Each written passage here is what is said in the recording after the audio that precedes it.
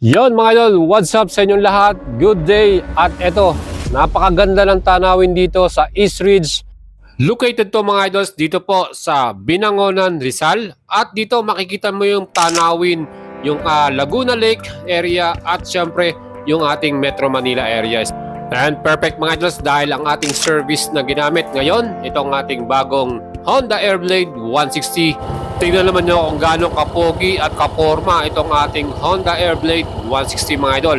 Yung kanyang pinaka front face, di ba? Napaka-aggressive ng style at very sporty na rin. Kagandahan dyan yung mga ilaw natin, all LED lightings to. Kaya talagang perfect at very visible tayo kahit gabi tayo pumunta rito sa East Ridge, Binangonan, Rizal. Mga idols, itong ating lugar na to, perfect po itong pasyalan ng mga idols natin. And siguraduhin lang natin mga idols, yung darating motor, gaya itong ating Airblade 160 ay siguradong kondisyon. Well, pagdating sa power nitong ating makina, sulit na sulit ang performance ito.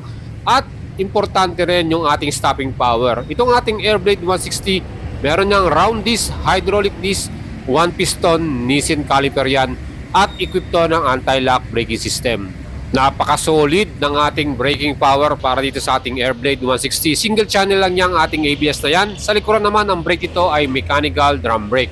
And mga idols, habang papunta tayo dito sa East Ridge, napadaan din tayo talaga sa ating city ride dito po sa bandang Pasig. Grabe po ang siksikan.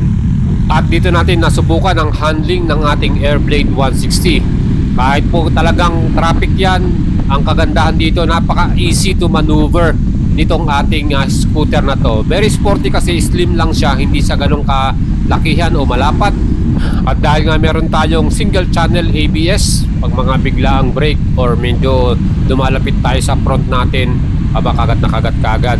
Napaka-solid po ng ating stopping power dito sa ating Airblade 160. Mga idols, kung kayo po ay hindi sanay sa ating city ride, siyempre yung siksikan at yung medyo makipot na daan, hindi ka mahihirapan dito mga idol sa ating Airblade. Madali lang din siyang imanubra. Yung kanyang manibela, napaka-easy rin. Yung kanyang radius, yung kanyang turn radius niya, napaka-simple lang din. Kaya mga idols, convenient to para sa ating mga riders, especially kung city ride ang hinahanap nyong motor. Perfect itong ating Airblade 160. Hindi pa yan, napakaganda rin ng kanyang front suspension. Yan po ay naka-telescopic works. Alam naman po nating lahat, basta Honda, quality po ang ating suspension dito. Especially ang ginagamit nila dyang brand, mostly yung mga Showa brand nilang suspension. Gaya nito sa ating likuran, kahit po tayo merong passenger, dual shock absorber po ang meron dito sa ating Airblade 160. Kaya asahan mo na mga idols, komportable yung ating passenger at ang ating rider pag ito po ang gamit mong service. Ganyan yung ating makina, napaka-powerful din dahil na rin sa kanyang 160cc displacement. Yan po ay 4-stroke, 4 valves, single cylinder, single overhead camshaft at naka ESP Plus engine to, kaya talagang malakas yan. Liquid cooling din ng ating Airblade with program fuel injection at CVT transmission automatic. Ang max power ng ating Airblade ay 15.1 HP at 8,000 RPM at maximum torque na 14.6 Nm at 6,500 RPM. Mga idols, itong ating Airblade na to, dahil pumunta nga tayo dito sa East Ridge, napakataas po ng lugar na to at ang kanyang total na height niya 159 meter above sea level yan. So 509 feet yung ating inakyat dito po sa lugar na to. Kung kayo po pupunta rito at kahit meron kayong passenger, importante rin na kondisyon ng inyong makina. Gaya nitong ating Airblade 160, kahit paakyat yan at sobrang tarik ng ating pinuntahan, talagang malakas yung hatak ng makina natin dito. So maaasahan mo talaga itong ating scooter na to. And syempre, kung gusto nyong mamasyal dito, lalo na sa gabi, mas ma-appreciate mo kasi yung view dito lalo na pag gabi, pupunta kayo dito sa East Ridge.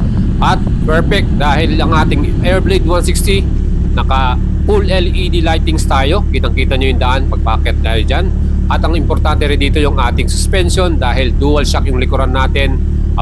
Yung kanyang performance quality rin. Komportable tayong rider at yung ating passenger. Dito mga idols, talagang straight yung ating akyatan. Wala pong yan, walang tigil yung akyatan dito hanggang sa makarating ka sa pinakatuktok nito. At dito nga, pag nakarating ka sa pinakaibabaw, makikita mo yung view dito, napakaganda. At talagang mag-i-enjoy ka. Kahit nga tumabi ka lang sa daan, parang magnilay-nilay ka lang or mag-enjoy ka lang para matanggal yung stress mo. galing sa trabaho, perfect tong lugar na to mga idol. Siyempre pa, konting ingat lang din dahil yung ating mga kalsada rito, sometimes may mga konting lubak din. Dahil itong ating Airblade 160, maganda rin yung ating gulong na ginamit dito. At siyempre, talagang enjoy lang din, magbabounce lang lagi yan. So walang problema yan. So itong ating lugar dito po sa East Ridge, maraming kapehan dito, no? Gusto nyo magkape or kumain dyan, kagaya dyan sa may Escalera Cafe, no? Ang dami po ng bagong bukas na restaurant dito. At siguradong while enjoying the view ay talagang perfect din yung ating magiging mga foods or drinks na pwede nating i-order dyan sa mga restaurant dito. Ayan, dito sa side na to mga idols, pwede rin kayo tumambay dyan at makita yung mga view nila dito na maganda, no? Kung kasama mo yung inyong partner, yung OBR mo, ayan, no? Marami po kasing tumitigil dito sa lugar na to kasi maganda na kaagad yung view dyan at medyo may kalamigan na rin yung klima dito. Kaya mga idol, again, invite ko kayo to visit itong ating East Ridge na lugar, no? Maganda po dyan, along Binangonan Rizal po ito. At pag narating nyo po yung pinaka-gate ng subdivision ng East Ridge, meron pong mga guard dyan, hihingi lang po na kayo ng ano dyan, ID para po katibayan na tayo ay pupunta sa mga restaurant or cafe dyan. So kailangan nyo lang ng resibo ng inyong restaurant para ipakita sa guard na talagang nagkape kayo dyan o kumain na, no? So yan po ang magiging view dito, napakaganda po talaga. Kaya itong ating Airblade 160, dahil malakas yung performance ng makina, walang kahirap-hirap po na umakyat kahit na 500 feet pa yan yung taas ng mga lugar na yan. And mga listong ating Airblade 160 na to, grabe, no? Talagang na-enjoy natin yung ating rides dito. Komportable po tayong nakarating sa ating destination. At yung ating namang specs ito, yung kanyang sukat at laki, no? 1,286mm yung kanyang wheelbase. At para naman po sa ating upuan, meron tayong large underseat compartment, 23.2 liters yung kanyang capacity. Kaya ako pumunta ako dito, may dala akong mga gamit ko, yung raincoat natin, yung jacket, at iba pa mga idols. Meron tayong paglalagyan. Yun po yung advantage pag ganitong scooter yung dala nyo. May ilaw din yan, so sa gabi pwede natin makita yung mga gamit natin dyan. At ang kagandahan din dito, meron tayong USB charger. Type A na yan, hindi mo na kailangan ng adapter. Pwede mo nang i-charge yung ating smartphone. Plus yung ating fuel capacity rito, 4.4 liters yung ating pinaka laman ng gas nito. Kahit malayo pa yung puntahan natin dahil matipid po sa gas consumption itong ating Airblade, no? Meron tong total na 47.5 km per liter. Ganun katindi yan. Ako nga mga idols, ang aking naging average po na fuel consumption nasa 45 km per liter. Talagang in-enjoy ko talaga rito. At syempre total weight po ng ating Airblade 160, 114 kilograms yung kanyang total weight. At itong ating upuan mga idols, napaka-premium din. Two-tone yung kanyang seat cover. Yung kanyang pinaka-front sa ating rider, yung kulay brown na parang leather yan. At yung sa ating passenger naman, black naman yung kanyang seat cover. Mga idols, equipped din ito ng ating smart keyless system. So meron tong anti-theft alarm at answer back system. So secure yung ating sporty scooter na to na Airblade. Ang kagandahan dyan, convenient para sa atin. Isang pindot mo lang, nakasecure na itong ating sports scooter na to. At syempre, dahil medyo mataas yung pinuntahan natin, meron din itong park brake lock. Magandang gamit yan, secure yung ating motor pag iniwan natin, lalo na kung uphill o naka-slant yung ating kalsada. Syempre, yung mga buttons natin dito, switches, napakasimple lang din, walang problema. At ang kagandahan dyan, meron tayong idling stop system. Pag tumigil tayo sa traffic light, in 3 seconds, mag-shut off yung ating engine at maganda yan para hindi po magastos sa gas consumption. Mga idols, ito po ang ating Airblade 160. Pagka kayo po ay bumili nito, ang presyo po nito ngayon ay 125,900 pesos. At available to in 3 color variants. Meron tayong matte dim gray metallic.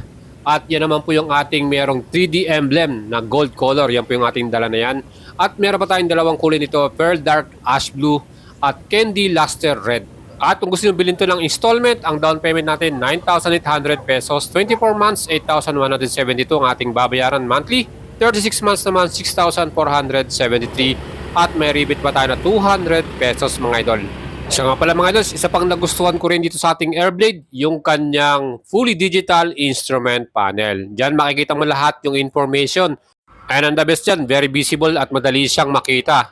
yung information, gaya ng ating ABS indicator, yung ating mga turn signals, plus itong ating mismong speedometer, yung ating high and low beam, kung makikita mo kung naka-high beam tayo dyan, fuel gauge natin, meron din tayo dyan makikita na pinaka-mismong consumption natin at speedometer, plus yung ating pinaka-gasolina kung maubos na ba, at meron din tayong clock dito. Yan po ang ating Airblade 160 mga idols. Siguradong magugustuhan nyo tong ating motor na to. Very sporty scooter. Kung gusto nyo po na merong compartment, kapareho ng ating pormahan ng ating sporty underbone na Honda Winner X. Kaya mga idols, ano pang iniintay ninyo? Perfect itong scooter na to. Highly recommended. Kahit nasaan kayo pumunta, ay talagang magiging convenient kayo at komportable.